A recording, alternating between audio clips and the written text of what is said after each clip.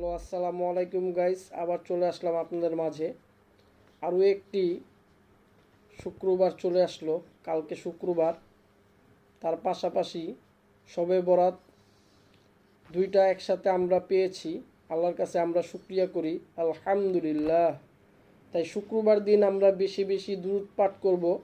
দুরূদটি হলো আল্লাহুম্মা সল্লি ওয়াসাল্লিম আলা নাবিয়িনা মুহাম্মদ। আমি আবারও বলছি, আল্লাহুম্মা সল্লি ওয়াসাল্লিম আলা নাবিয়িনা মুহাম্মদ। যে শুক্রবার দিন দিবাগত বৃহস্পতিবারের রাতের থেকে শুরু করবেন, শুক্রবার দিন পর্যন্ত যে ব্যক্তি দুরূদ শরীফ পড়ে নবীর নামে, আল্লাহ তাকে একবার দুরূদ পড়লে তার 10টি গুনাহ আল্লাহ মাফ করে দেন। সুবহানাল্লাহ।